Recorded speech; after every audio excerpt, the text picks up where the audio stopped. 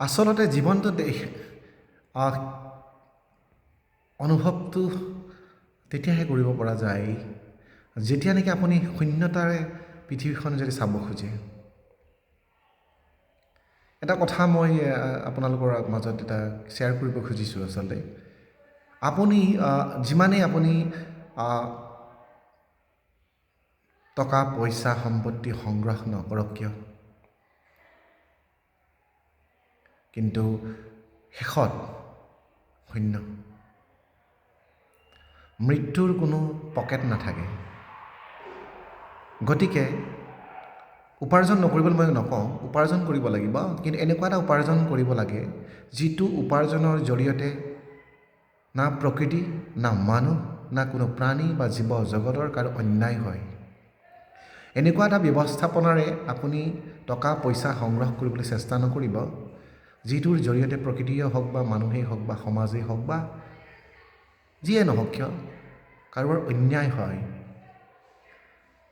কাৰণ জীৱনটো এনেকুৱা এটা ব্যৱস্থা যিটো ব্যৱস্থাত আমি কেতিয়াও সুখী হ'ব নোৱাৰোঁ আৰু কেতিয়াও আমি পূৰ্ণতা প্ৰাপ্ত কৰিব নোৱাৰোঁ।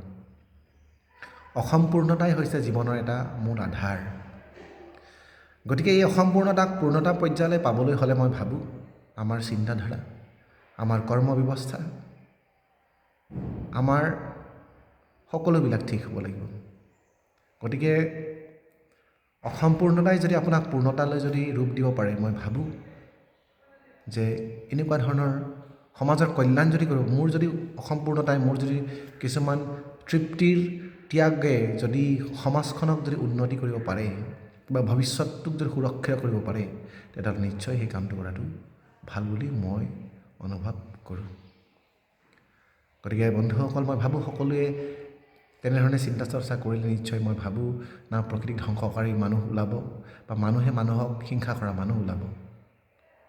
গতিকে সকলোৱে কথাবিলাক অনুভৱ কৰি পেলাই আত্মীয়তাৰে আগবাঢ়োঁ, জীয়াই থাকক সকলোৱে একেলগে একেদৰে ভালপোৱাৰে প্ৰেমেৰে মধুৰ সম্পৰ্কৰে। ধন্যবাদ। আৰু যদি আপুনি মোক ভাল পাইছে মোৰ কথাখিনি, আপুনি বা ছাবস্ক্ৰাইব কৰিব, লাইক কৰিব আৰু মোক কমেণ্ট কৰি মোৰ ভুল শুদ্ধখিনি জনাই দিব বুলি আশা ৰাখিলোঁ। ধন্যবাদ।